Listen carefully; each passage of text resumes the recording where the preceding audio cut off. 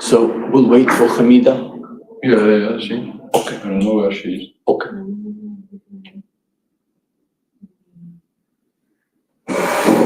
She's bougie. Mhm. You can see her.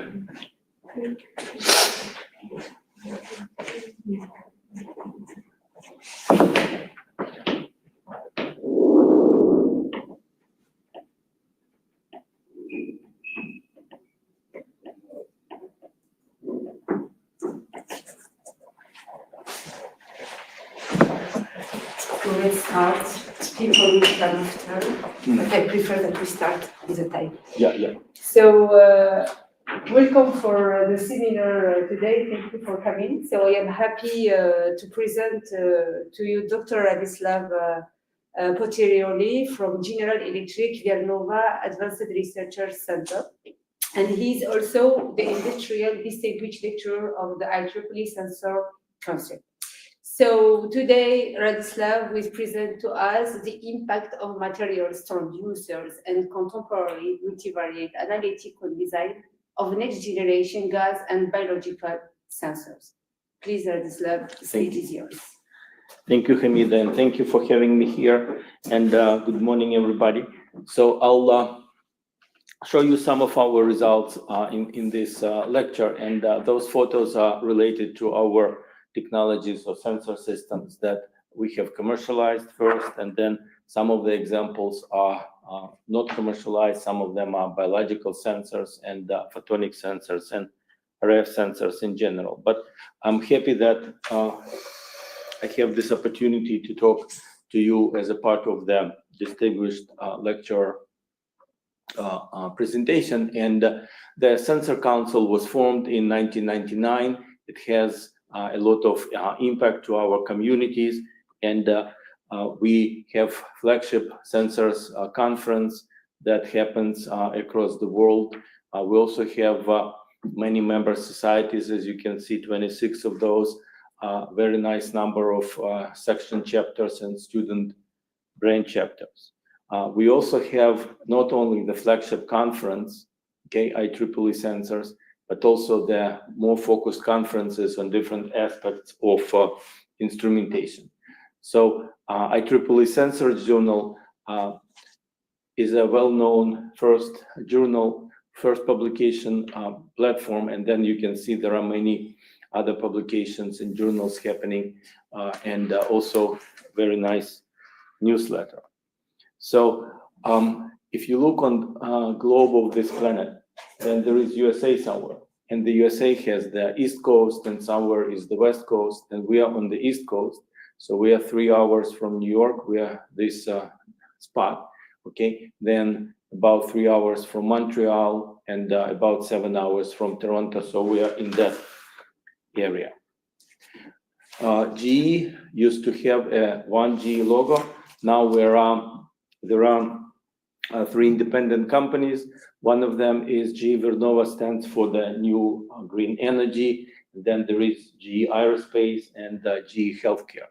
Okay, so from GE Vernova perspective, we are focusing on different aspects of energy of the future, and it's related to power, wind, electrification, digital, and our research center is working with all these verticals in our company. So I'm highlighting here one of the topics that we're working at GE Vernova Research Center, and you can see I'm highlighting that sensor systems development that we are developing for our GE Vernova customers and also other customers as well. So because these are the things to make the assets more healthy and having the predictive ability of their state. By assets, I'm talking about industrial assets, or it can be somebody's home, it can be somebody's car, it can be somebody's health in the field. It's really this terminology that I use.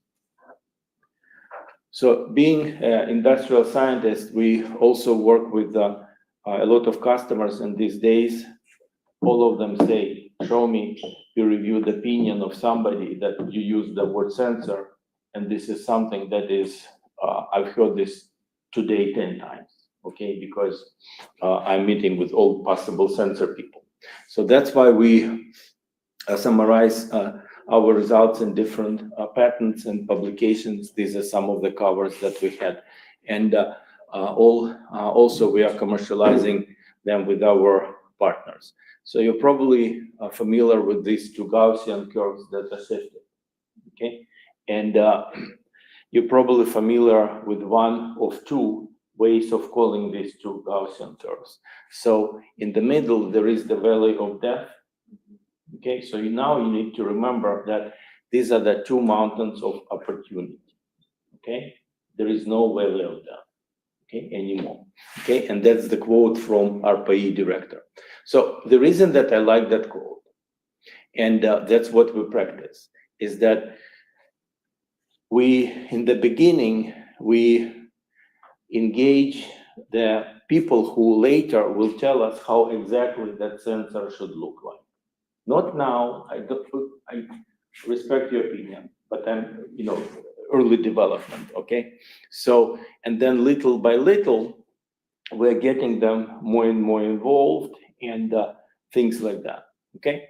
So more and more involved, it means that at some point, they should stop thinking about all kinds of stuff, and they need to say, this is must have, and this is nice to have, and there will be a guiding light for us to understand what are the specifications, because we are, as engineers or industrial scientists or scientists in general, once we start a sensor and it's RF, okay, to switch it to something else, like to optical, okay, let's decide it earlier than 2 years into the project. Make sense? So that's a very important aspect, and there are many nuances to that.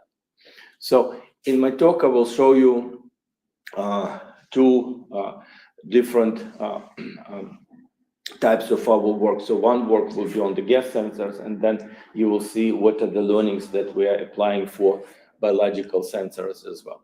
So you will see that it's important thing to know what is the existing state of the art, okay? And then you will see why we're using the word multivariable, because it means more than one output in a sensor, okay? And I'm calling it as a next generation. And then you will see how we're applying mathematics of big, very famous traditional instruments to here. And I hope it will be it's inspiring to you to understand that there is a big reason for that. In sensors community, 3S parameters such as selectivity, sensitivity, and stability are the things that people are focusing to improve to that point where more and more customers will like it. Okay, so customers is a punchline for this, and customers can be editors of science journal because they've seen so many sensor papers. Okay, and they need to like your sensor paper. Then you can see that we have different anticipated, in my opinion, and non-anticipated benefits. So we'll discuss those. And this philosophy, I will show you briefly how we are applying it to biosensing. So before we start into the many slides, terminology is a very important thing. And when I was in early career scientist last century, I was, debating not to the death, but intensively. Okay, why? I don't know. But basically, in this definition, okay, a sensor, yes, a biosensor is a miniature device, okay, and it recognizes something in the environment in real time, and roughly it's a change in concentration of one analyte or more than one, okay, and it converts this information into a useful signal. It can be maybe digital readout, analog readout, some number of concentration after calibration. So it's a useful signal. So what I see in literature is there are two descriptions of the same word, sensitivity. I'm an analytical chemist. To me, sensitivity is what? It's a slope. Okay, no discussion. Okay, and then the ACS journal editor says in a nice editorial that people, there is another community where it's another community. Don't fight with them. And that community says sensitivity is a smallest concentration. Okay, so we know that, and we live in peace and stuff like that. So the reason that I'm showing you this correlation plot is that to impress the different customers, you show the performance of the benchmark instrument. It can be glucose blood analyzer or some EPA machine for gas measurements, and the sensor that we're developing. And then if the correlation is very nice means all these data points fit onto one line with the slope of 1, okay, then it's a very impressive from customer perspective correlation plot, okay? So my opinion is, useless. Okay, not useless, but and then there are marginal and pure correlations, and that's where the customer says, well, 0.1 r squared, I really don't like it, go away. 0.5, go away. 0.85, well, stay. Can you improve it to 0.9?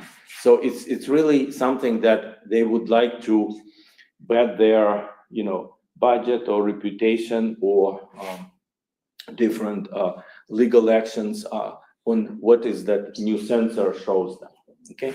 And that's why we're developing different types of sensors with more than one output, because we're inducing on purpose different independent variables. And you can see that there are different synonyms for the word multivariable sensor in literature, okay? So the reason that I'm showing you this slide again is that there is another community where the word sensor means a molecule.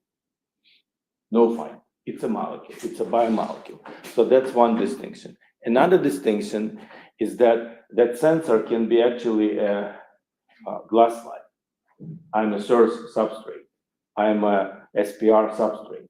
I call it a sensor. Look at my Nature Communications paper. It's a sensor. Okay, I'm not fighting. And I can call it coupon because it's my slide. I can call it anything, but it's a chip. Okay, and then because it's a chip that you need to have a confocal or whatever widget to do the readout, then I'm calling it periodic readout. Okay, but from the impact to the society, it's important to understand what this type of new chip replaces, and it replaces maybe or likely very labor-intensive multi-step sample preparation and measurement and staining and all kinds of stuff. Okay, so that's a good progress in biosensing. So today is 2024. Okay, it's November 29. Or awesome. Some time ago, before me and before all of you people, there were no sensors. Okay, and you can see two examples where the first example was, hey, if we will train dogs, then we will do all kinds of different detection of different smells for many reasons. Okay, and so that's one example. Okay, and you can see from 1899. Okay, so by law, in order to save the industrial workers like these guys in underground mines from carbon monoxide, by law, you need to protect them by having canary birds. End of discussion. For air bars, you have more than one bird in a cage. The good thing is that after exposure, the birds are getting back to life. So they're not like single-use dosimeters, okay? So that's something that was very exciting. And the other photo that I have is in color from 1986 from UK. That's where the year when these birds were banned, because finally there were sensors, okay? So I was born before that.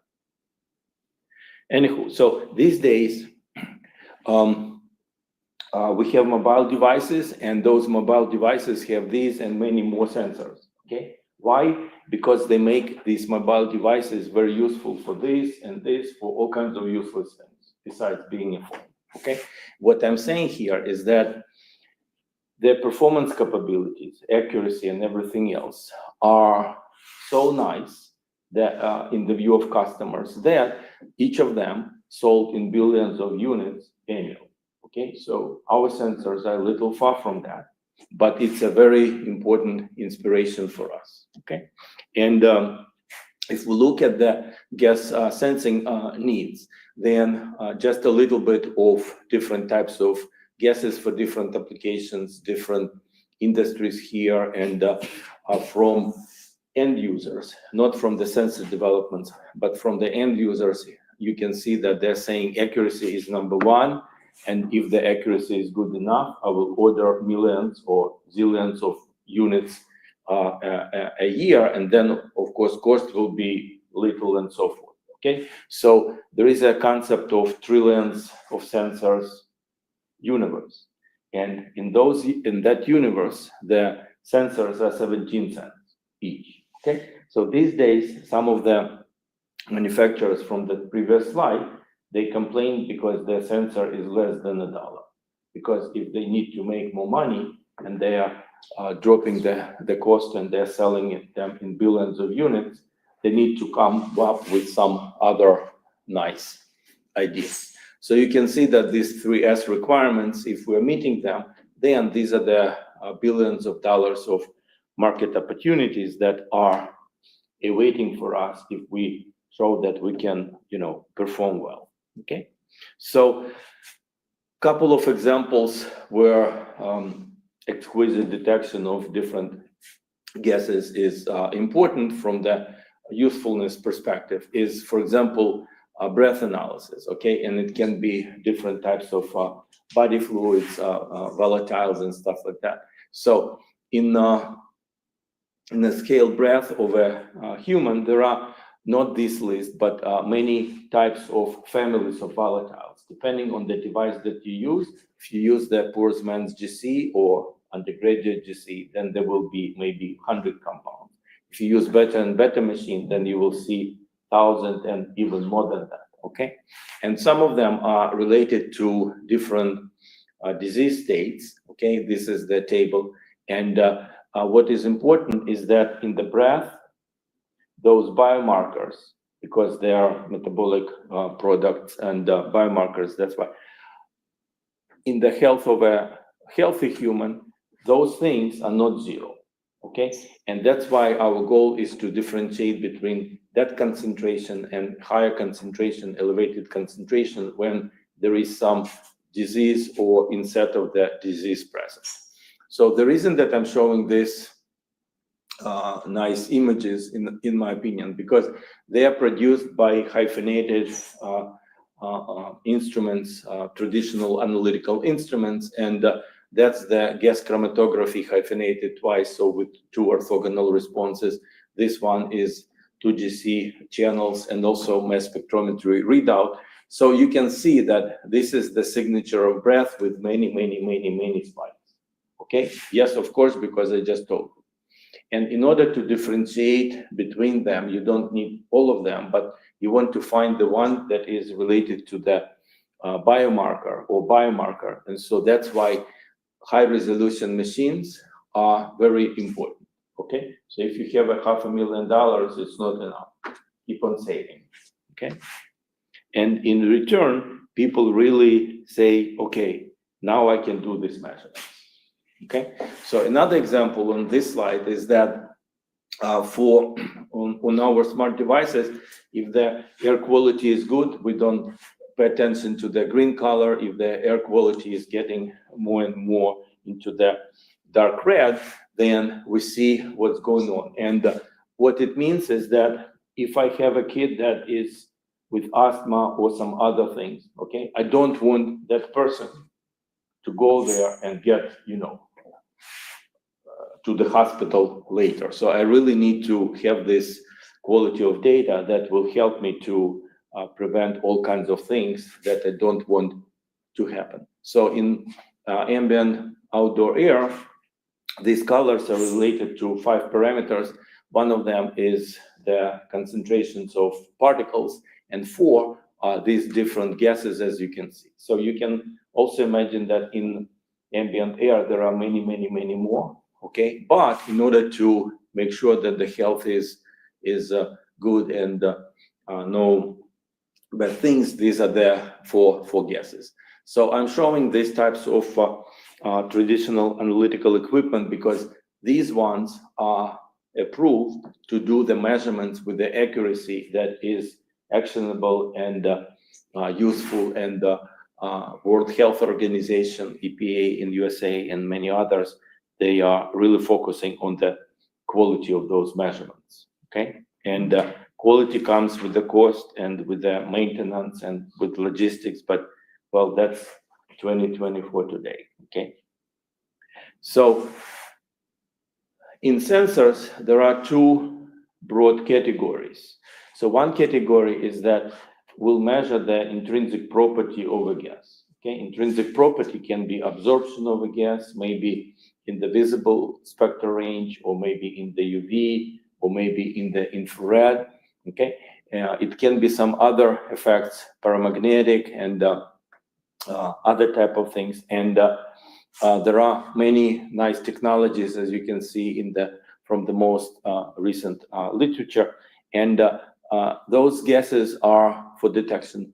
I call them lucky because they have high enough cross sections and high enough intrinsic property changes if the concentration is changing. And that's why having the sensors in the micro formats is appropriate for those gases. Okay, and some gases are less lucky because if the cross section of absorption is much smaller, then you need a very large path length or all kinds of other things that become not attractive to be a micro device. So that's the reason for that first category of gas detectors. Okay, so the second category is material based, and I'm not saying what is better. What I'm saying is that they exist in peace all the time.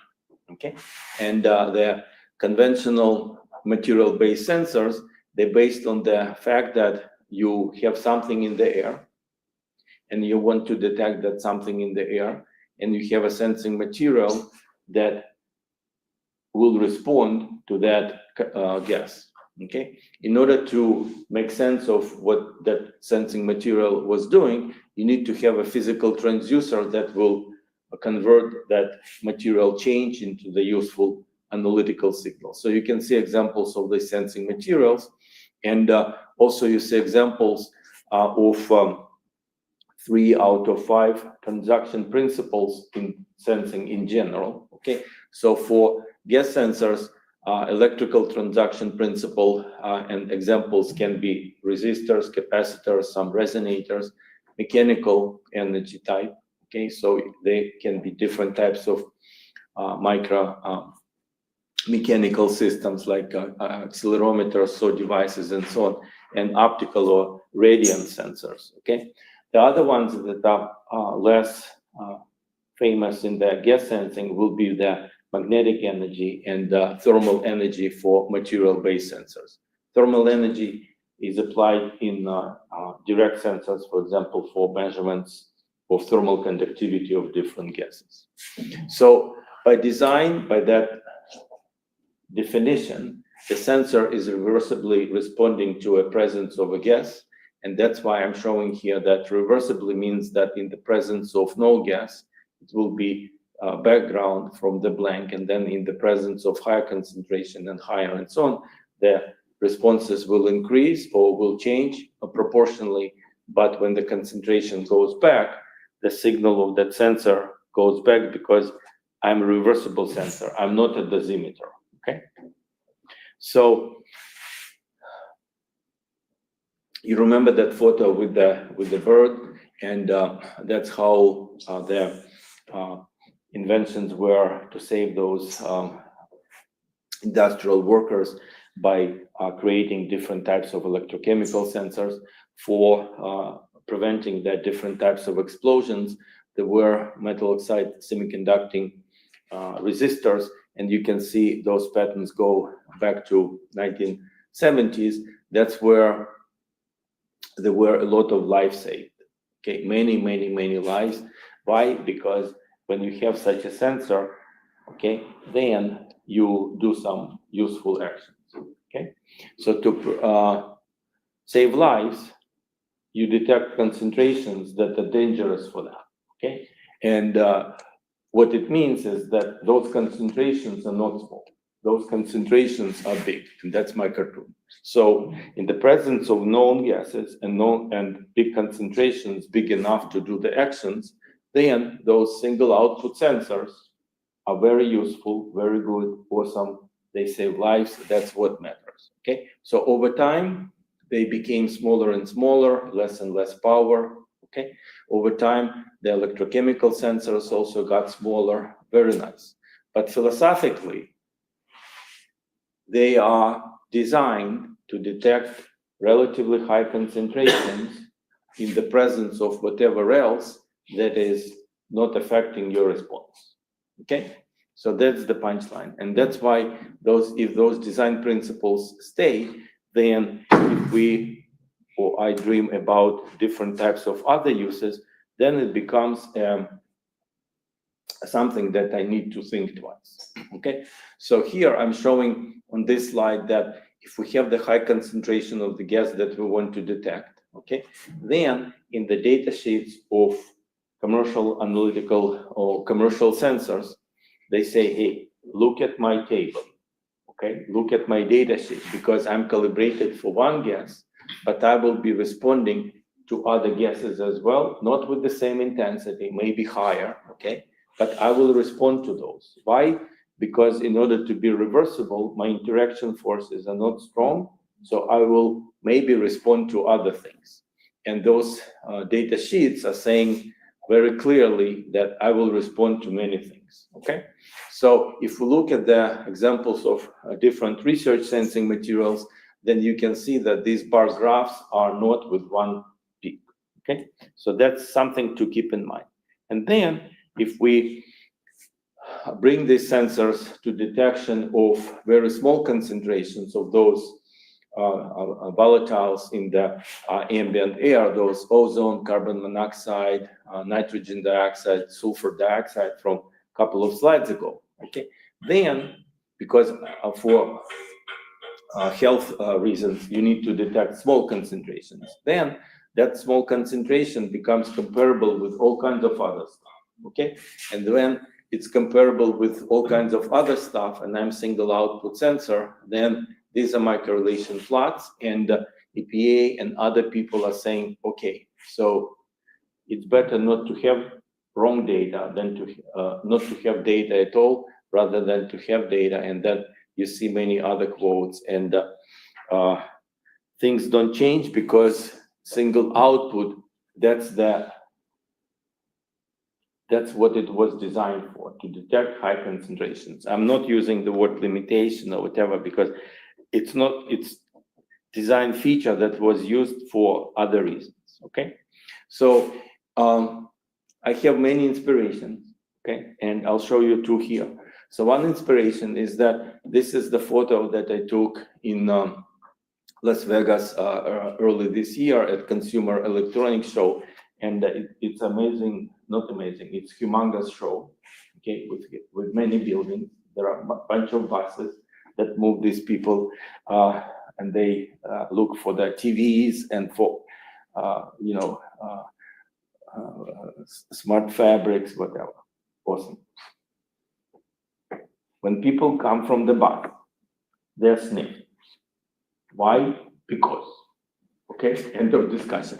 And they're very friendly, the handlers, and they can take pictures. These are photos that I took, and they're very, not cute, but they're useful, okay? And then I was surprised that there are different services, either for homeland security or for the agricultural things or for the cancer sniffing. Most recently, I saw, oh my God, services for sniffing the bed bugs in hotels. Okay, why? Because my sensors that I've been developing when I was at grad school, well, they didn't make it.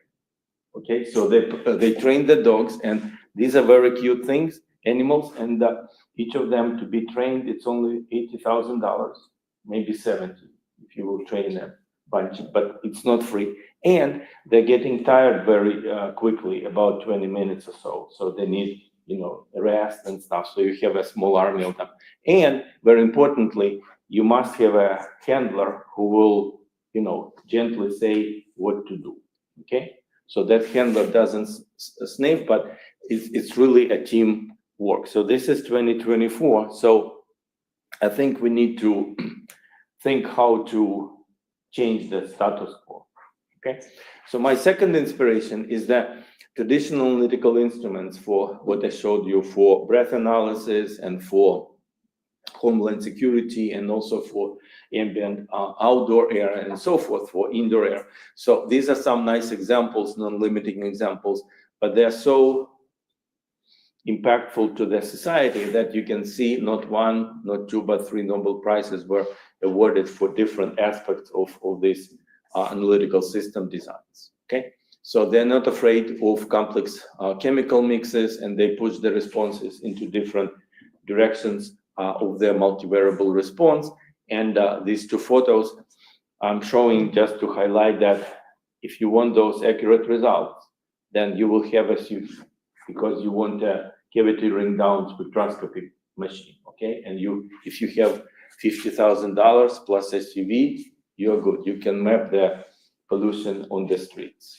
Okay, now if you want other type of measurements done with GC, then you have a shed on the side of the road, and then you have the personnel who will change the gas tanks as a carrier gas, and then this is the different logistical aspects that will give you, if you follow them right, then they will give you the good accuracy.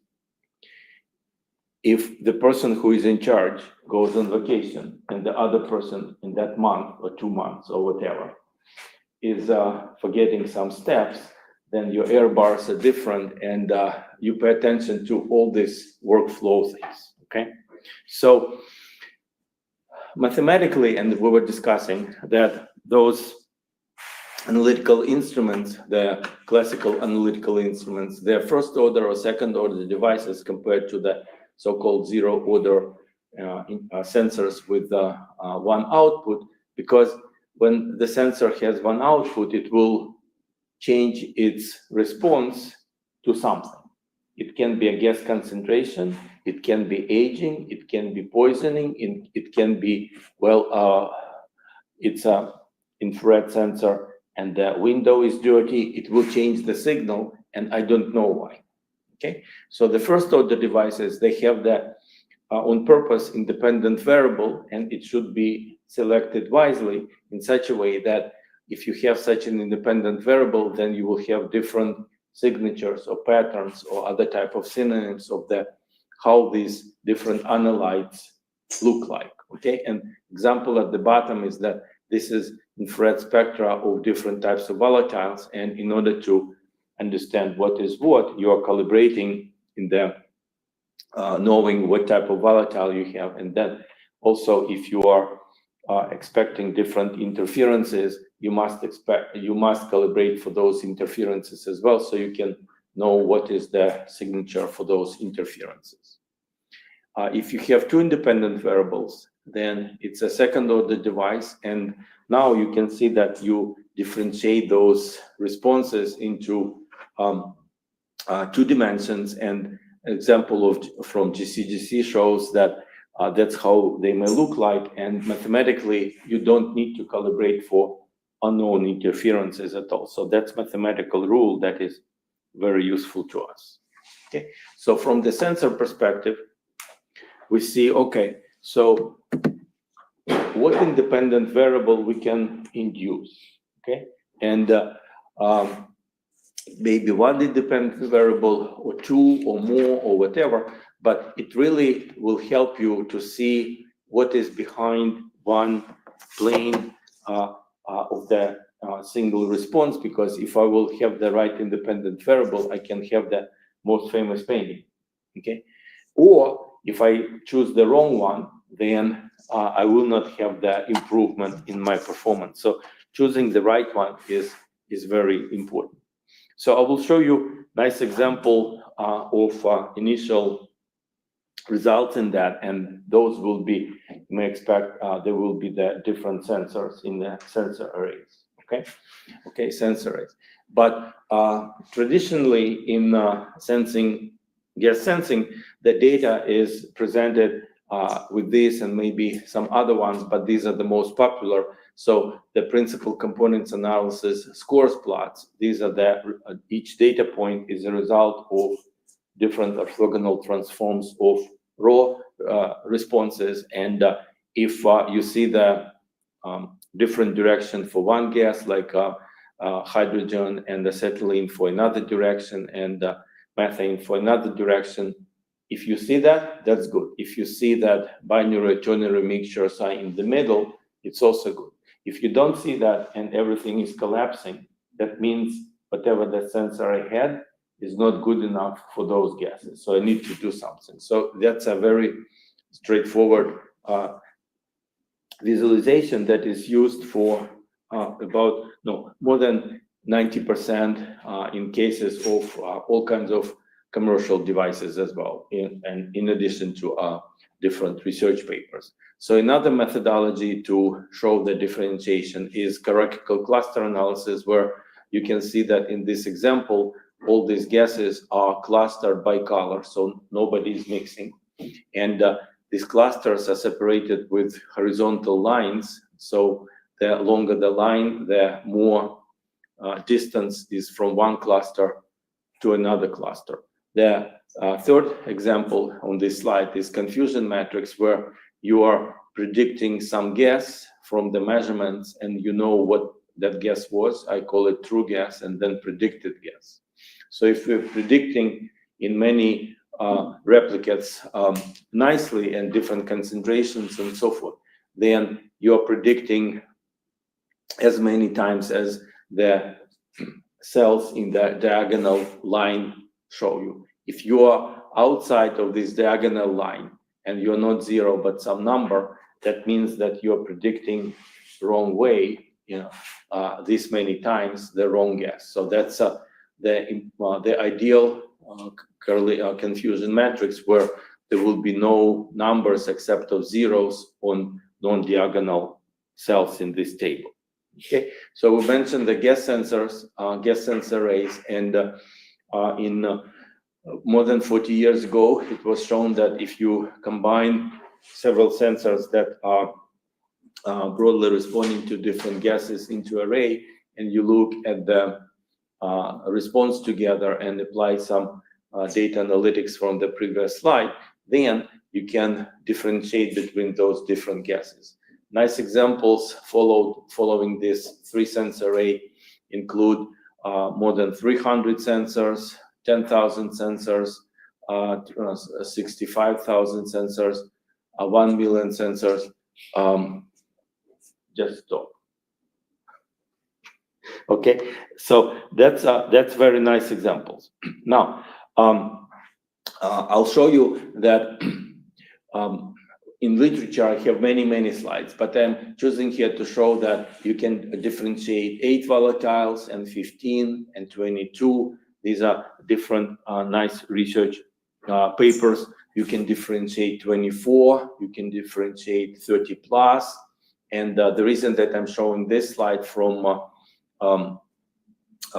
Nate Lewis' work is from Caltech from 1996, is that he was showing that if you are choosing the different sensing elements, okay, and different gases and stuff, then you can have up to 5 dimensions in your response. So the more dimensions you have, the more differentiation between gases you have, and you can differentiate between mixture individual things in the mixture components. So the more dimensionality you have, the better. Okay, so this slide is showing the kind of some quotes from every review that I saw. Okay, and the latest reviews are saying, well, drift is a problem and we need to focus on it. And 5 years ago, drift was a problem. 10 years ago, drift was a problem. This sensor array field is 40 years young, okay? So the reason that it is not a solved thing, okay? I'm calling it tremendous challenge. I'm not saying showstopper. I'm just calling it tremendous challenge. Because when I'm a fresh sensor and I'm calibrated, then my prediction errors, I just calibrated it, are small, okay, or zero. And then under the uncontrolled conditions, when it is out of my hood and so on, then individual sensor elements start to drift differently, okay, that's why. And when they are doing this independently, then the more sensors I have in the array, the more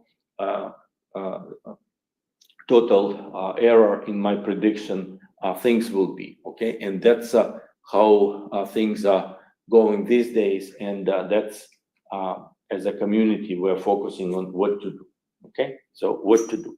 Now, we need to remember this Mona Lisa image. Why? Because that image says, I'm independent variable. I'm independent, I'm not sensor array element. Just think outside of the box, because you are in the box for 42 years. So if we look at this slide again, okay? So I'm saying that, okay, think what can be the sensing material that has more than one response mechanism. Maybe I will swell and change the resistance because I'm a ligand functionalized nanoparticle. Or maybe I'm conjugated polymer like penny or whatever that will change resistance and it will swell and it will change color and this and that. Maybe I'm some more or some other thing that may have multiple response mechanisms, okay? So that's one important aspect for the sensing material itself. Another very important aspect is what type of independent variables we can induce, okay? And nice examples in electrical transduction principles sensors is that you can modulate temperature. It was shown for 30 years, okay? What's wrong with that? Nothing. You can modulate the bias if you are electrochemical sensor, okay? You can modulate the power if you are a ref resonator. You do multi-frequency impedance measurements, things like that. For mechanical sensors, you can also modulate power if you are a resonator like this SAW or others. You can look at multiple harmonics, also look at impedance responses. If you are optical sensor, like our bi-inspired things, then you can look at the spectral content. These photos are from my previous slide.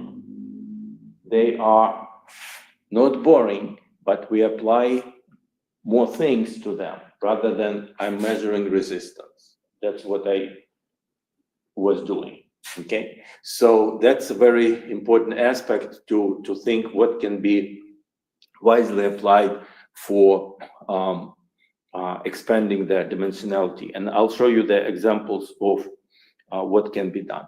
So these are some examples of vapor response mechanisms in different sensing materials, as I was describing, conjugated polymers, monolayer protected particles, stuff like that, okay? So in literature, you can see nice examples of vaccines and 2D materials and grain boundary reach and so forth. So they're very inspirational to see how they can help me rather than, okay, nice paper and let's move on. So because more and more projects are about more and more challenging asks, and we need to come up with the solutions to solve those asks. So this slide shows there are different new innovative physical transducers with multi-response outputs like multi-harmonic resonators, as mentioned, acoustic, electric, mechanical transducers, combination of quantum and electrochemical capacitance, and chemoresistive potentiometric readouts. So these are nice examples, and we can think, is it good enough? What can we add more? What can we add in addition to transducer design, excitation conditions from the previous slide? So these are all the things that we as a community think about. Okay, so as our research center, our research teams that I'm directing, and we are thinking about what projects to work on and so on. So we work in the RF and microwave frequencies. You can see some examples of our wafers and stuff, and also in optical frequencies. And philosophically, we're focusing on our tricks across the electromagnetic spectrum for solutions, how to not to be afraid of complex chemical mix. And you remember these cartoons from some slides ago, but in this case, our detection solutions are more unobtrusive and more friendly for remote deployments and stuff like that, okay?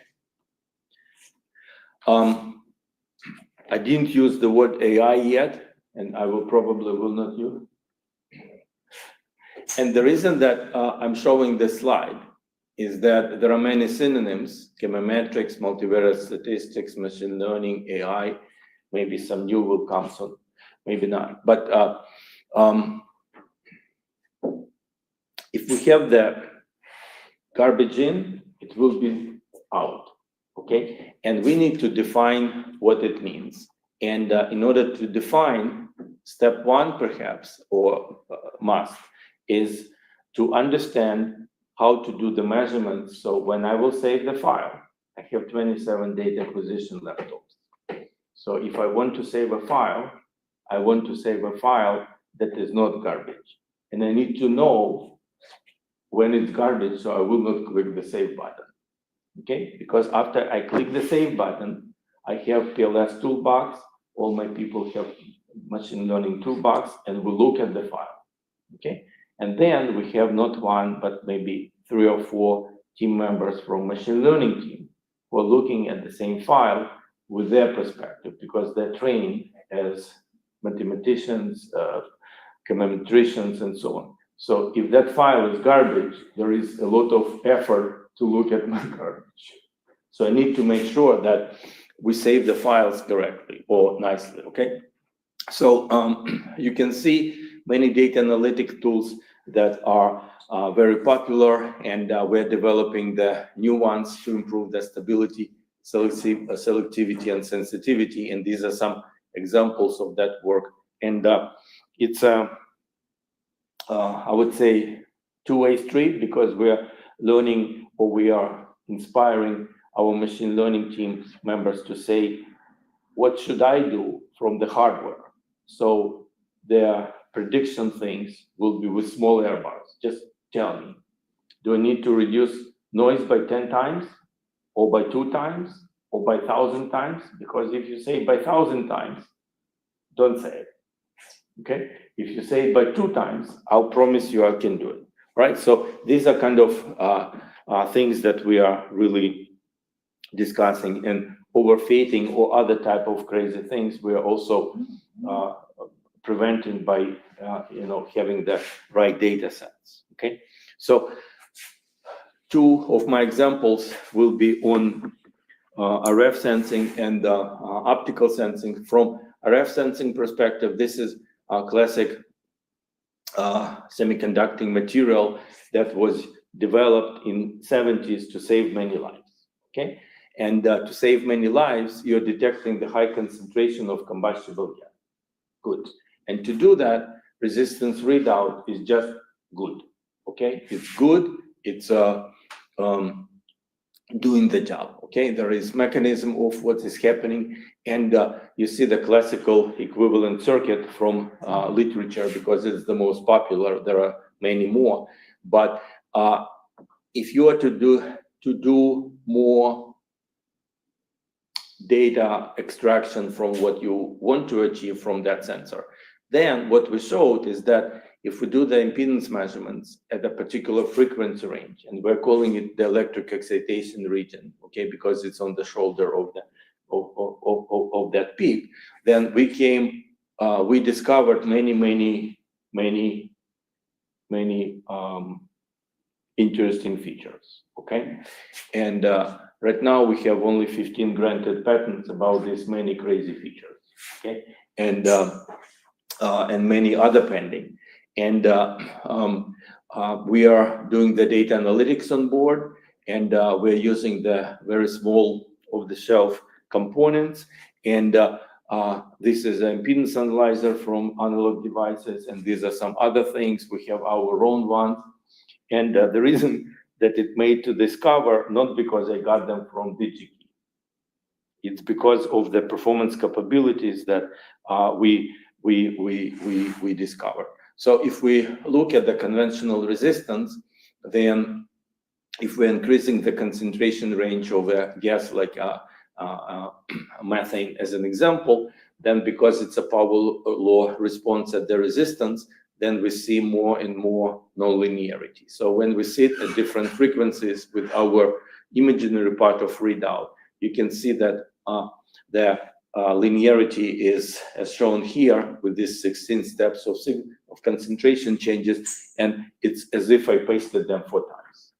Guess what? No, they were measured at different frequencies.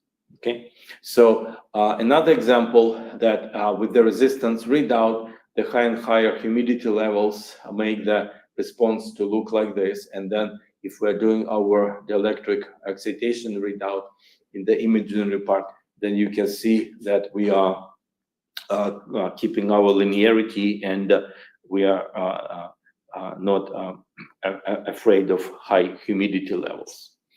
Another example is where the environmental air temperature is changing, then we expect the resistance background or baseline will change, as you can see, if we're doing the measurements in our environmental chamber from 50 to -25 C. Okay, so the baseline change is expected, and also the sensitivity change is expected. You see at lower concentrations, the sensitivity is way different from the lower temperatures, is way different as compared to 50 degrees C. So this is the same experiment without any drift correction, the blue response, and you can see at particular frequency, the temperature effect is not there, and we saw from physical sensors that that's because at that frequency you are compensating all kinds of temperature effects in your sensor system that has substrate, electrodes, sensing materials. So that's a temperature independent response over this temperature range. My other 2 examples about the drift correction and signal to noise improvement. So here I'm showing that if you sit at a particular second frequency that is on the tail of that response, and on purpose that frequency is selected where there is no sensor response to the gas, and it's only the tail or the baseline that wiggles as a function of what happens.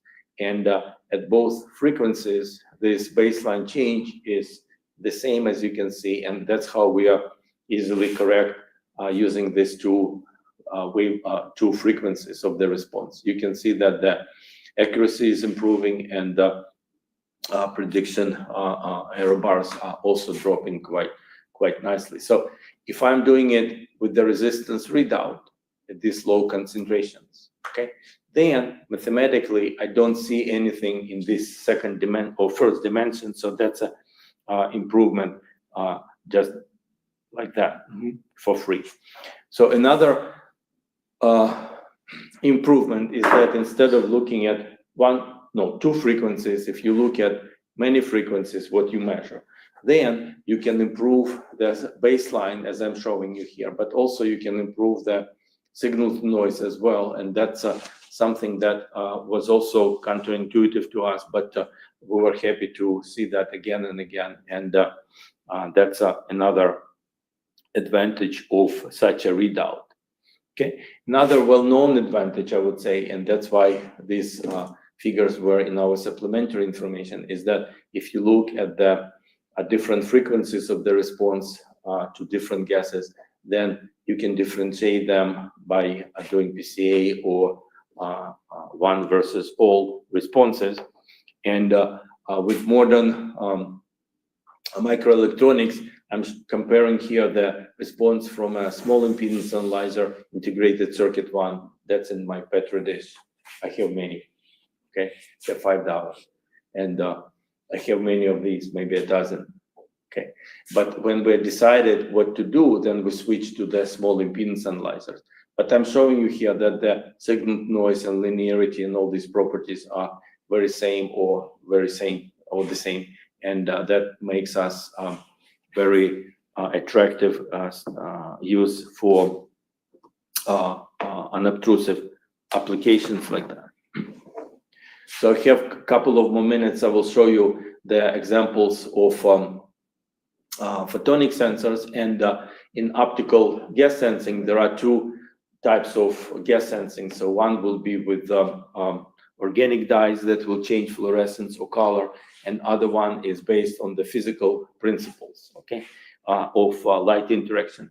And when we look at the tropical iridescent butterflies under optical microscope or with TEM, then we can see that this iridescence comes from multi-layer interference and from the diffraction on these nanostructures, okay? And for us, it was very interesting to do the initial gas measurements because it's the nanostructure that is open to air. And because the signals are relatively small, so we're looking at the differential reflectance mode where we're normalizing all the responses to the response in air. So you can see the three-dimensional PCA scores plot where we're differentiating between water and methanol and ethanol in this quite nice way. And I'm showing the raw spectra just to pay attention that some of the spectral features are very similar. And with the PCA, we're looking to differentiate when the spectral features have the differences. So we are either manually or automatically selecting only those spectral features because the resolution will be better.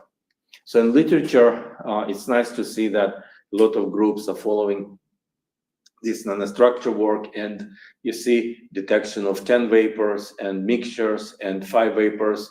But I'm highlighting this result, very nice result, because the dimensionality is also 5 dimensions, okay? So dispersion with the 5 PCs, and it's same to what we saw with the sensor array, okay?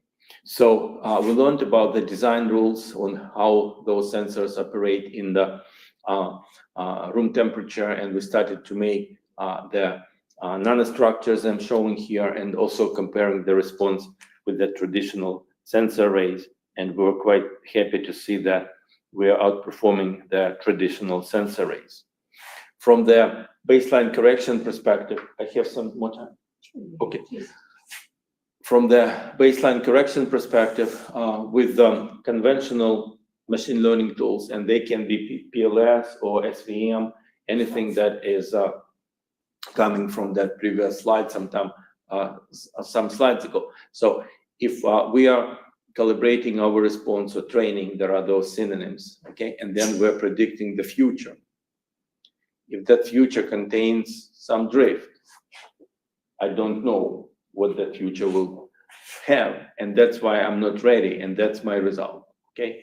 So if I'm developing or if I'm using the new analytical tool or model to not to be afraid of those potential things, then you can see an example where I'm not afraid or I'm not affected by the drift. So that's another example in the optical sensors.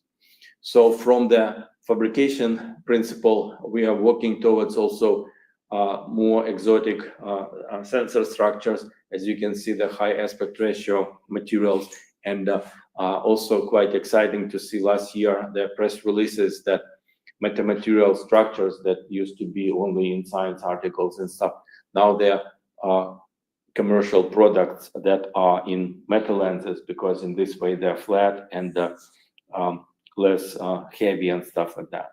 Okay, so we also moved from room temperature applications to high temperature applications as well. High temperature for us is 300 C, and you can see examples of our nanoparticles that we are forming, either same material such as gold. They are catalytic materials, and these are of different sizes, or we're forming them with different types of noble metals as well for our catalytic readout. So I also have several ocean optics machines to do the spectral measurements, and the reason that I made this slide just to show that in the art of wearable sensors, there are solutions with not one, not two, but 3 LEDs for the pulse oximetry, because typically they use 2. But with the 3 wavelength pulse oximeter, you can see the size and so forth. Then we're able to differentiate between our analyte gas and interferon in the same way as we're using the big light source and the spectrometer like that. So that's quite exciting. From biosensors perspective, I have a couple of slides just to show that the industry or the market is also not small. You can see these numbers, and these are some examples from commercial offerings: implanted sensors by this company, skin interface by this company, and then in Nature family journals, different things that somebody can swallow or have a tattoo. And most recently, I put this thing because I had that definition of who is a biosensor. Okay, and hey, I have a paper. No, it's not my paper. I have a paper in Nature Communications, and I'm calling it a biosensor. What's your problem? Okay, so we need to keep in mind these terminology things, and when we talk to our collaborators, it's very important to be on the same page. Okay, so my example here is bioreceptors, and the reason that we're using aptamers is because they are as good or maybe better as compared to antibodies. And better means that I don't need to store them at foresee. I don't need to have a special animal to grow them. Sorry, I don't. Okay, no goats, no cows, no sheep, I guess. Okay, sorry, but also there are many other features, and we did the first biosensor that was very interesting, and then we grow into different other areas. The most recently, I'll show you the example. The most recently, we were doing the detection of individual COVID-19 virus particles, okay, with our NIH program, and develop the integrated circuit ourselves and build it as well for our readout. So that wafer that you saw in one of those slides on the left, so that was a wafer of these guys. Okay, so you remember this bar graph?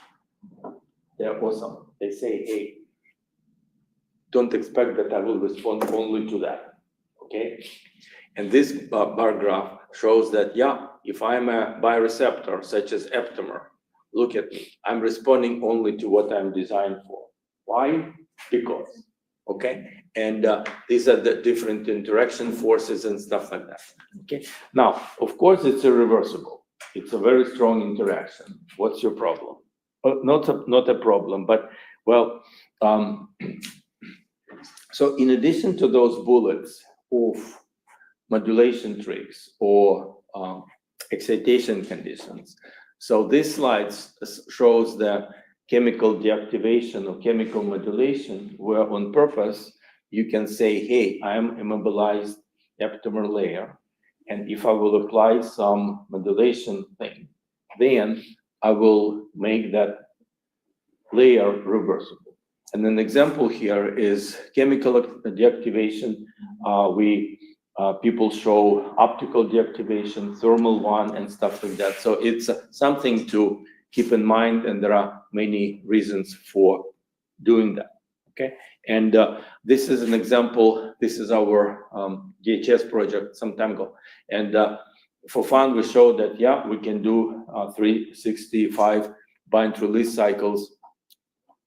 And look at me, my KD didn't change.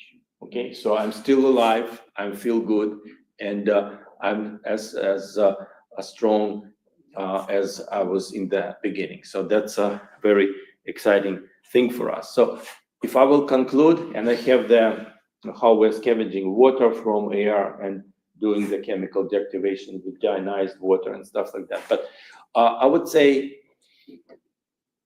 the expected benefits will be that there are different methodologies for multi-gas differentiation, and for years or for decades, there were some examples in literature how to do that, okay?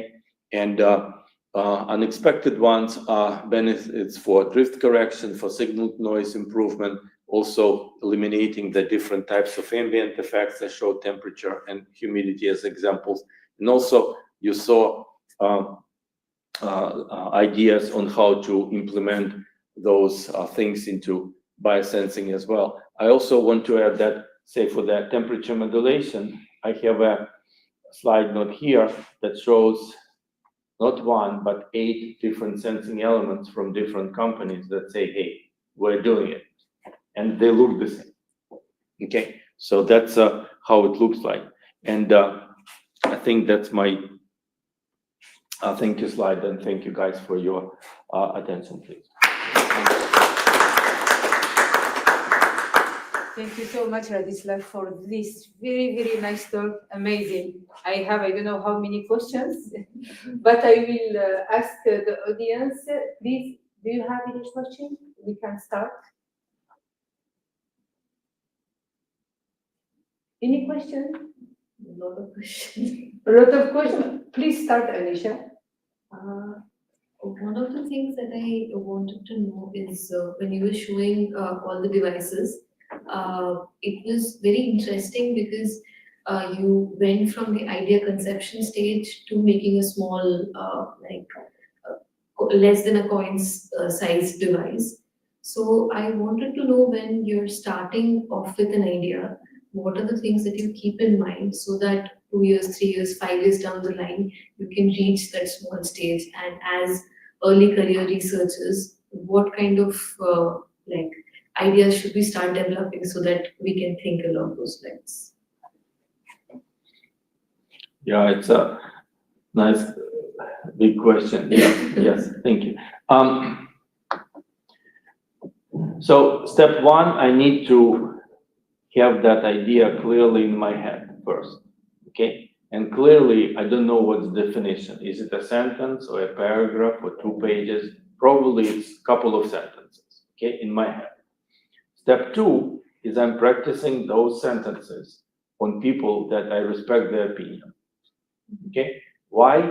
Because, and like small startups, my daughter was in 2 startups, and then all of them didn't make it. So now she's with Google. Oops, why? I don't know. But so if that idea doesn't resonate with those communities, then I polish my idea. Okay? So that's a step 2.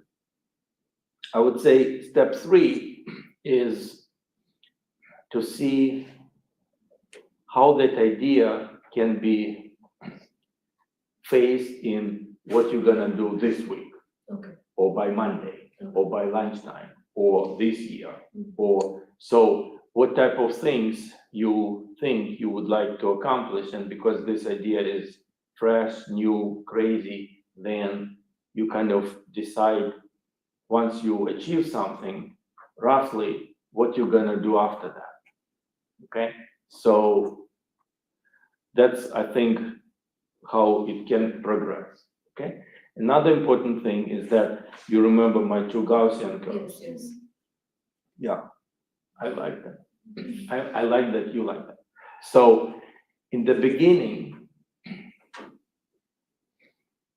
if I didn't ask many people, okay, and it still at the end resonated with, you know, those covers, whatever, it means that I somehow asked those people anyway. Okay, so trying to see what is the unmet need for those sensors. So once that idea become a reality, such as nice plot or 5 plots or 10 plots, okay, supplementary figures and stuff, then who will get excited because those plots are really exciting, okay? And so that's how I think it can be structured. So time-wise and opinions and kind of specifications that are rough, okay? And you need to try to kind of not only to listen, but to also ask, if possible, why those people are saying that they need this and this and these things, okay? Because maybe often, not always, maybe they don't know exactly what they want, and talking to people like us make them not sharper, but more polished or more kind of deciding. Okay. Make sense? Yes, yes. Thank you. Another question, please? Maybe I don't know. Shreyas, do you want to ask question? Yeah, I'll take that. You will ask it? When you describe the correlation between our biosensor response and the general biomolecular tests like PCR, ELISA, do you think that we need this kind of graph, or we need also, I don't know, maybe the development or of a rock car with controls and functions for real samples? Right. So depending to whom you would like to impress, Okay. okay? So if those people understand what the health rock curve is, Mhm. and that's the only thing they like, Okay. you impress them with rock curves. Okay. But you're not doing it in your first week of No. project. No. Right. So you're getting ready to do those measurements Mhm. because it will require a lot of things to happen, okay? And before that, you are, making sure that when rock curve time comes, Mhm. there are no surprises that you say, oh, I wish I did this. So it's kind of a lot of earlier work, which is super impactful. Yeah. And Mhm. also, do you think that it's better to test our biosensor for our target with in real samples such as complex matrix with biofluids, or we can test it before with cultures or other like analogs? So what's your answer? For me, it's before with the analogs and then with the real samples. Good then. Okay, now, so when I did the invited talks with biosensor people around the world, it was, people who are doing the biosensing with SPR and Rick Van Dyne when he was alive, and other people. All of them confessed at the end of the talk or in the beginning or whatever that in real sample, okay, the signal to noise, some of them said 10 times, some of them said 100 times, some of them said 1,000 times more ugly, okay?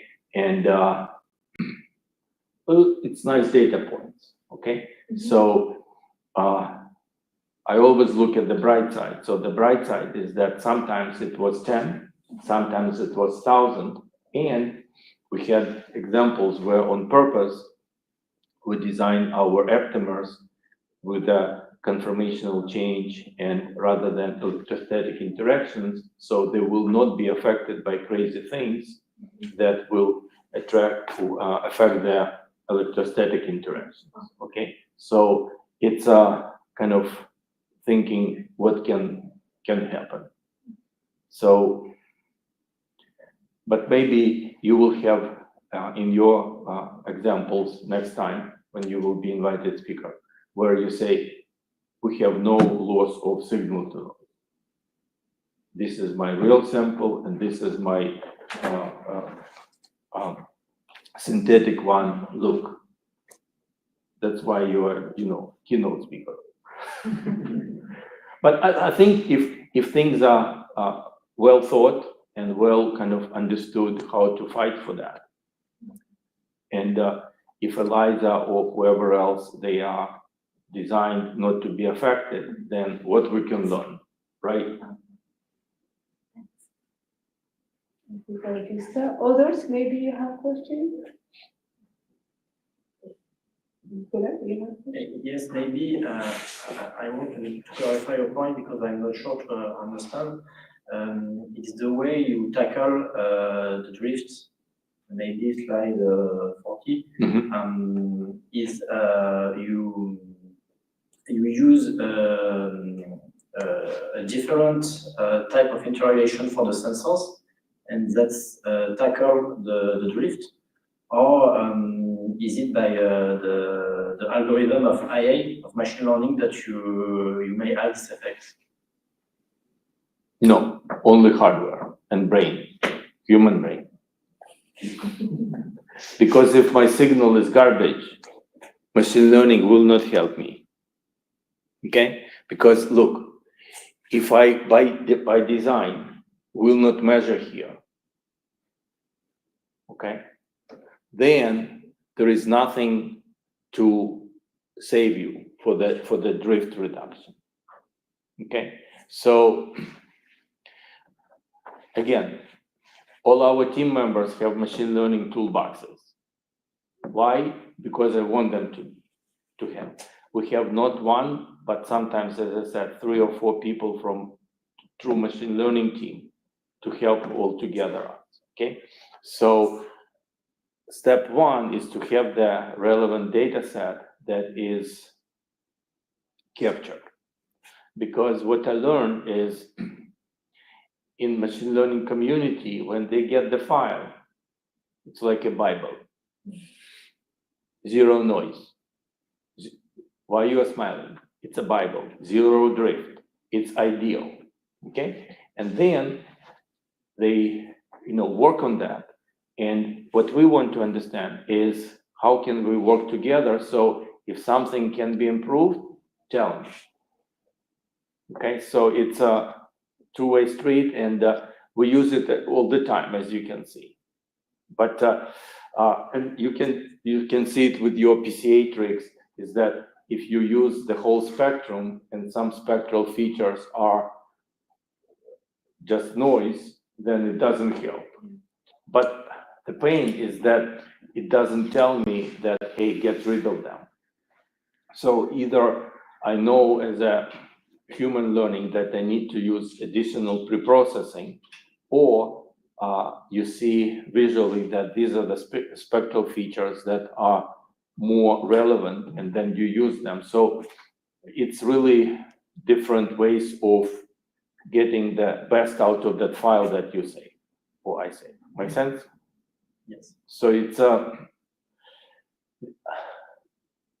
in the future, everything will, there is a scientific novel where the scientists like me and you, in future, all we do is we look on internet because all the answers are there. It's a science fiction novel, but it was written, 50 years ago. But right now, it's something that we need labels for machine learning. We need this. We need kind of guidance, because I showed the list of tools. Okay, I have another slide with 3 columns with a very small font of many other tools. Okay, so I think without, if it is unsupervised search for the best tool, I don't know if you want to do it. Okay, because I don't want to do it.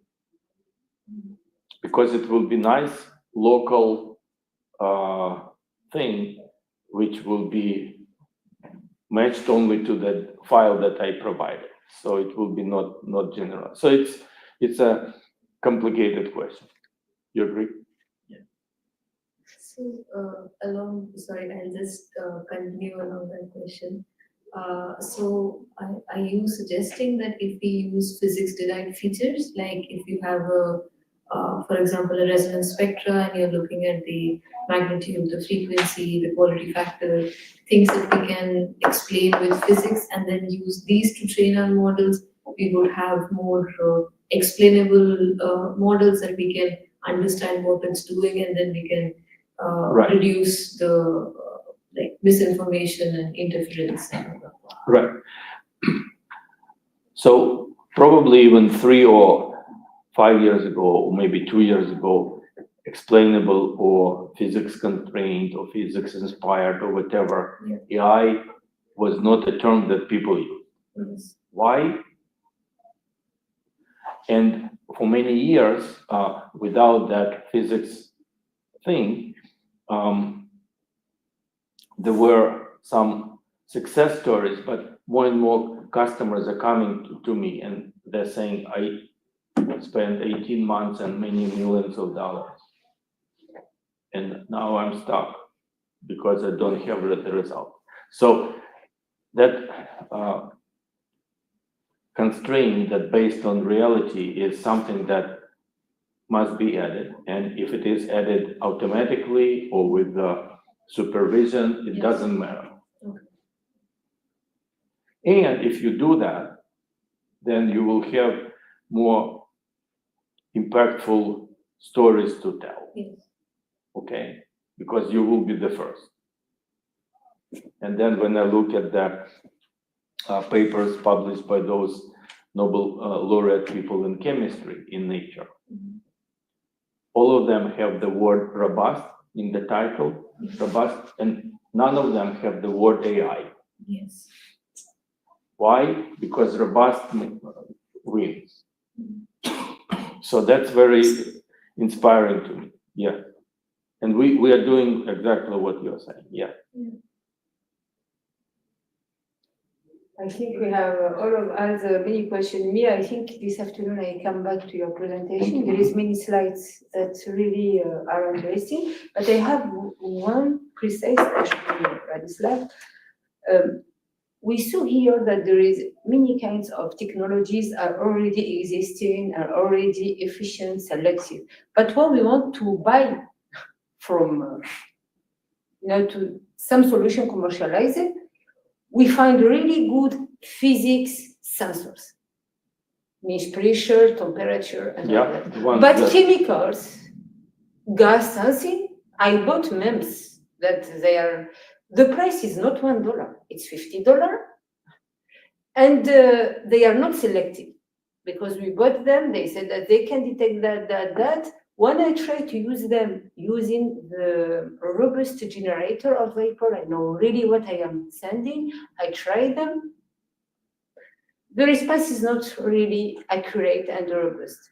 My question is that why many years ago we are speaking about devices, quartz balance. We can see a very nice paper you show an array of quartz balances, but we cannot find them to buy them. Why? Question.